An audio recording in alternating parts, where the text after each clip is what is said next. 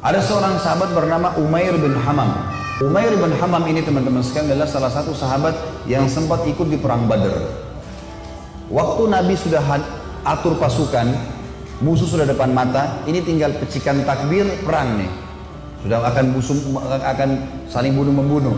Lalu kata Nabi SAW dengan sabda yang masyhur dalam hadis Bukhari, demi Allah, tidak ada seorang pun dari kalian sekarang yang hadir di perang Badar ini, di kancah peperangan ini, terbunuh menghadapi musuh, kecuali pasti masuk surga yang luasnya seluas langit dan bumi. Umair ini, Ibn Humam, kebetulan lagi pegang 2 butir kurma di tangannya. Lalu dia bilang, bakhin, bakhin. Bakhin itu indah sekali ya Rasulullah, indah sekali, ulangin ya Rasulullah. Kata Nabi SAW, demi zat yang ubun-ubunku dalam agama, maksudnya demi Allah, tidak ada seorang pun dari kalian di sini yang terbunuh di kancah peperangan sekarang ini, perang Badar, kecuali pasti masuk surga yang luasnya seluas langit dan bumi. Umair mengatakan, bakhin, bakhin, dengan semangat dia. Maka kata Nabi SAW, kata Nabi, kenapa Umair? Kenapa kau bilang bakhin, bakhin? Maksudnya indah sekali ya Rasulullah. Kata Umair, ya Rasulullah, aku tinggal masuk ke medan perang ini, dibunuh oleh mereka orang-orang kafir ini, masuk surga tanpa hisab, seluas langit dan bumi. Kata Nabi SAW, iya. Kata Umair, itulah sebabnya saya mengatakan bakhin ya Rasulullah, saya akan kejar tuh. Umair ini rupanya dia manggil kurma, dia kunyah nih, sudah mulai pecikan tangan, Allahu Akbar, sudah mau saling nyerang nih. Umair makan dulu kurmanya, ada 2 butir kurma. Waktu dia lagi makan, dia bilang, wahai Umair, sesungguhnya kalau kau habiskan kurmamu ini, masih lama kamu dapat surga. Dibuang sama dia maju berperang sampai terbunuh mati syahid. Lihat heroiknya sahabat ya, bagaimana mereka langsung menyambut apa yang disampaikan Allah dan Rasulnya. Kisah yang unik adalah kisah 2 orang yang bernama anak muda ini, Mu'adz dan adiknya Auf bin Afra. Ini teman-teman, Mu'adz ini umurnya 16 tahun, adiknya Auf namanya, ini umurnya 15 tahun. Ini masih belasan tahun ini. Bandingkan dengan generasi muda Islam sekarang. Azan aja belum tentu ke masjid gitu. Ini teman-teman sekalian ikut di perang Badar. Waktu ikut di perang Badar, Abdurrahman ibn Auf menceritakan kepada kita, mengatakan, waktu saya lagi lihat peperangan sudah akan berkecamuk nih, udah mulai mau berperang musuh, tiba-tiba ada satu orang anak muda 16 tahun namanya Mu'adz berkata kepada saya, kepada Abdurrahman bin Auf, paman, mana Abu Jahal? Kata Abdurrahman, kenapa kau tanya Abu Jahal? Kata Mu'adz, saya dengar dia orang yang paling suka menyakiti Nabi SAW di Mekah. Benar? Kata Abdurrahman, iya benar. Terus untuk apa kau tanya? Saya mau bunuh paman. Ini Abu Jahal ini saya mau bunuh. Kata Abdurrahman, baiklah. Kalau saya lihat nanti, saya akan beritahukan kau dia. Karena ini peperangan orang-orang lagi berkecamuk nih, kita belum tahu. Nanti kalau kelihatan saya lihat. Maka si Mu'adz nunggu di sebelah. Datang adiknya namanya Auf. Tanpa janjian nih, adiknya dia, umurnya 15 tahun. Datang sebelah tanya yang sama, paman, mana namanya Abu Jahal? Kata Abdurrahman, kenapa kau tanya? Saya dengar dia paling suka menyiksa Nabi SAW di Mekah. Benar? Benar. Untuk apa kau tanya? Saya mau bunuh paman. Kata Abdurrahman, baiklah, kalau saya lihat saya akan tunjukkan. Kata Abdurrahman, sementara 2 di kiri kanan saya ini sudah ada gemuruh-gemuruh suara orang sudah mau perang. Tiba-tiba Abu Jahal dari kejauhan kelihatan. Abu Jahal itu dari kepalanya sampai kakinya, kudanya juga sampai kakinya semuanya besi. Yang kelihatan cuma matanya saja.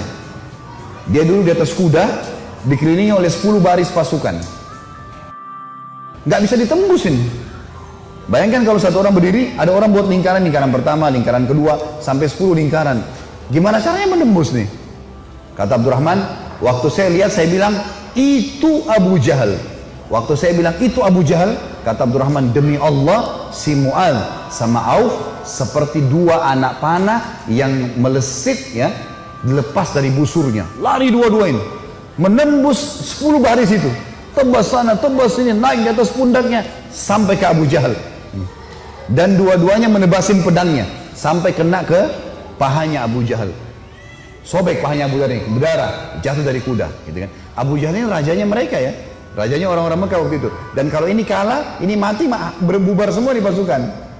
Yang terjadi teman-teman sekalian, si Auf, si adik ini 15 tahun, dikeroyoki oleh pengawal-pengawalnya Abu Jahal, mati syahid. Si Mu'adz ini sempat nangkis-nangkis, tangannya kena tebasan pedang. Tapi dia sempat keluar gitu kan. Dia keluar dari medan perang, 16 tahun teman-teman sekalian. Diambil imamahnya, diikat tangannya sama dia. Yang sobek itu, diikat sama dia. Dia masuk melawan satu tangan. Waktu dia lagi perang, dia rasa tangannya ini mengganggu dia. Kesakitan kan? Dia mau cari mati syahid nih. Dia keluar ke kancah peperangan, tangannya ini diinjak sama kakinya, ditarik sama dia. Diputus sekalian. Dia masuk berperang sampai terbunuh teman-teman sekalian. 15 sama 16 tahun yakin mati di medan perang, ini adalah syahid. Gak ada rasa takut sama sekali. Ini luar biasa bagaimana. Kisah yang lain Abu Dujana. Abu Dujana radhiyallahu anhu ini sahabat Nabi, pernah begini, Syammah namanya dia Syammah ya. Syammah ibn Harith ini radhiyallahu anhu, beliau pernah teman-teman sekalian, Nabi SAW henuskan pedang di perang Uhud, lalu beliau berkata, siapa yang mau memberikan haknya Allah dan Rasulnya di pedang ini? Maka Hamzah berdiri mengatakan, saya Rasulullah. Nabi SAW tarik, nggak dikasih sama dia. Kemudian Nabi bilang lagi, siapa yang akan memberikan haknya Allah dan Rasulnya di pedang ini? Ali bin Abi Thalib berdiri, mau pegang. Nabi SAW tarik. Hamzah dan Ali ini terkenal pejuang kesatria Islam yang kuat gitu kan. Nabi nggak kasih. Nabi ulangi lagi yang ketiga, siapa yang memberikan haknya Allah dan Rasulnya di pedang ini? Maka berdiri lagi teman-teman sekalian, sahabat Nabi yang ketiga, yang sangat terkenal juga adalah Mikdad. Mikdad ini terkenal, Umar bin Khattab jadikan dia seperti kekuatan 1000 orang. Saya Rasulullah, Nabi SAW tarik, nggak dikasih. Nabi ulangi yang keempat kali, siapa yang memberikan hak dan Rasulnya di pedang ini? Maka Abu Dujana ini, Syammah ini berdiri mengatakannya, Rasulullah, apa haknya Allah dan Rasulnya di pedang itu? Maka kata Nabi SAW, engkau mengambilnya dan engkau menghantamkan ke musuhmu pakai perang ini sampai pedang ini bengkok. Kata Syammah, baik Rasulullah, saya akan berikan haknya, kasih ke saya pedang itu. Maka Nabi SAW pun memberikan pedang itu, karena Nabi SAW ingin sahabat ini bertanya dulu apa haknya Allah Rasulullah di pedang itu. Maka diambil oleh Abu Dujana. Lalu Abu Dujana ini memegang pedangnya, lalu imamahnya tadinya warna merah, warna hitam, diganti warna merah sama dia. Zaman itu kalau pakai imamah merah berarti mau mati gitu. Dipakai warna merah sama dia, pedang itu dipakai, dipegang di dadanya sambil dia mengayun-ayunkan pedang itu di hadapan musuh orang Quraisy di perang Uhud ya. Belum perang ini. Lalu Nabi SAW lihat, Nabi mengatakan, sungguh perilakunya Syammah ini dibenci oleh Allah. Tidak disuka sama Allah nih, perilaku sombong. Kecuali di posisi seperti ini. Kecuali di medan perang. Boleh kalian tunjukkan keterampilan kalian depan musuh. Tapi kalau enggak, ya di lainnya Allah marah. Maka Abu Dujana pun akhirnya memegang pedang tersebut teman-teman sekalian. Yang terjadi adalah, ada seorang sahabat namanya Ka'ab radhiyallahu anhu. Ka'ab ini berkata, waktu saya lihat Abu Dujana sudah mulai masuk menyerang musuh, di medan perang, saya penasaran bagaimana Abu Dujana memberikan haknya Allah dan Rasul di pedang itu. Saya pun melihat ada satu orang kafir yang sangat kuat menyerang orang-orang Islam, tebas sana, tebas sini, badannya kekar. Maka saya berdoa kepada Allah di kancah peperangan. Ka'ab berdoa, semoga orang kafir ini ketemu dengan Abu Dujana. Ternyata Allah kabulkan doa saya, dia bilang. Tiba-tiba Abu Dujana ini berhadapan sama musuh orang kafir itu. Dan waktu berhadapan, mereka akhirnya duel berdua. Dan saking serunya duelan Abu Dujana dengan orang kafir ini, sampai orang-orang di kancah peperangan berhenti perang. Menyaksikan duelnya mereka. Karena luar biasa. Orang kafir berhenti, orang muslim berhenti. Menyaksikan bagaimana Abu Dujana perang. Sampai akhirnya Abu Dujana ditebas sama orang tersebut dengan pedang dengan sangat kuat, ditangkis sama perisai, sampai perisai itu terbelah dua dan pedangnya orang kafir melengket. Maka Abu Dujana pun akhirnya menebaskan pedang itu ke arah orang kafir, yang sampai membuat orang kafir itu terbelah bagian setengah badannya. Akhirnya matilah orang itu. Maka kata Ka'ab, aku pun akhirnya menghadap ke Abu Dujana dan dia berkata, wahai Ka'ab, bagaimana pendapatmu? Bagaimana yang kau lihat dengan ini? Maka dia pun tersenyum. Artinya Abu Dujana betul-betul mengerjakan apa yang diperintahkan oleh Allah dan Rasulnya. Tentu dalam medan perang cukup banyak kisah-kisah teman-teman sekalian. Juga ada kisah yang sangat unik sebenarnya, saya disimpulkan, insya Allah 1 menit saja. Ada namanya Hamrat Asad. Waktu para sahabat kalah di perang Uhud, ada 70 sahabat mati syahid. Sisanya, kan sahabat yang pergi perang Uhud itu 700 orang ya. 70 orang mati, jadi sisa 630 orang. 630 orang ini teman-teman sekalian semuanya luka parah. Kita tutup dengan kisah ini ya. Luka parah semuanya. Nabi pun berdarah pipinya, keningnya berdarah SAW, giginya pecah. Pundaknya sempat dihantam oleh Ibnu Qami'ah. Beliau mengatakan saya rasakan sakitnya sebulan. Ini sahabat semua, 630 orang luka semuanya. Dan minimal mereka luka 5 luka di tubuhnya. Di dalam kisah ini dikatakan teman-teman sekalian, pulanglah mereka ke Madinah di perang Uhud. Sedih, sahabat banyak yang kalah. Waktu itu karena awal peperangan menang, pulang ke Madinah. Waktu masuk di Madinah, tiba waktu maghrib. Sahabat-sahabat ini 600 orang banyak tidak bisa ke masjid. Nggak bisa. Ada 2 anak muda umur 14 tahun sama 15 tahun. Sama 15 sama 16 tahun. Tapi bukan si Auf tadi, orang lainnya. Ini anak muda ini saking banyaknya luka di badannya sampai ditaruh di atas kuda, lalu diturunkan, dimasukkan di dalam rumah, ibunya tinggal rawat, nggak bisa bergerak apa-apa lagi. Sholat pun dalam kondisi isyarat mata, udah sakit semua nih, gitu kan? Baik, habis sholat subuh teman-teman, turun perintah Allah.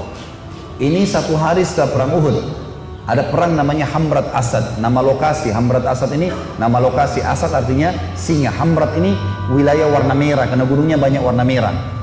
Perintah Allah kepada Nabi Muhammad SAW, perintahkan semua sahabat Muhammad yang ikut di Uhud kemarin, 630 orang yang luka itu, semuanya keluar lagi, kejar lagi tuh orang-orang Quraisy. Pasukan kalah ya, luka semua. Maka tersebar berita, pemanggil-pemanggil Nabi, hai sahabat-sahabat Nabi yang kemarin ikut Uhud, bukan orang baru, yang luka-luka parah, semuanya oleh Nabi disuruh ngejar menuju ke Hamrat Asad, kejar Quraisy. Maka sahabat-sahabat banyak, diantaranya Usaid bin Khudair, ada yang lagi nempel daun untuk mengeringkan lukanya, dicabut sama dia. Sami'na wa ata'na, kami patuh dan tenang. Dicabut semua luka-luka mereka yang tempel-tempelan, mereka pergi sambil ngalir darah. Ada 2 orang anak muda 15 sama 16 tahun. Ini di sini di riwayat tidak disebutkan namanya, yang tertidur di atas ranjang, ibunya ngerawat, sholat pun dengan isyarat mata. Waktu dengar ada orang teriak, wahai yang hadir kemarin di Uhud, semuanya tidak terkecuali telah turun perintah Allah kepada Rasulnya Muhammad SAW untuk mengejar Quraisy. Tidak satu orang pun boleh tinggal di Madinah. Luka parah. Maka adik kakak ini bersebelahan tidurnya. Kakaknya bilang, wahai adikku, tidak mungkin kita tinggal di atas ranjang begini sementara panggilan Rasulullah ada 16 dan 15 tahun ini. Maka kata adiknya, bagaimana caranya kak? Kita nggak bisa bergerak nih. Apa kata kakaknya? Demi Allah, saya akan seret kamu sekali, kamu seret saya sekali, sampai kita menjawab panggilan Allah dan Rasulnya. Luar biasa. Saya waktu baca kisahnya sampai netes air mata teman-teman sekalian. Luar biasa. Dan akhirnya mereka seret-seretan sampai tiba di depan Nabi SAW. Ada yang berdarah, ada yang ini. Terutama 2 anak muda ini naik di atas kuda itu sambil diseret jalan ya. Waktu mereka diseret semua pada nangis lihat. Ini luar biasa orang ini. Dan akhirnya sahabat ini semuanya pergi ke sana. Pas Quraisy dengar 630 pasukan yang kemarin kalah, tidak ada orang baru yang datang, bukan tenaga baru cuma yang kemarin, mau berperang, Quraisy tidak berani kembali. Mereka takut, ini jangan sampai luar biasa nih, kok bisa sampai luka parah mau kembali gitu. Maka mereka tidak berani kembali dan tersebar berita kalau setelah kekalahan di Uhud, 1 hari setelahnya di Hamrat Asad muslimin memenangkan peperangan. Dan ini mengobati luka-luka mereka.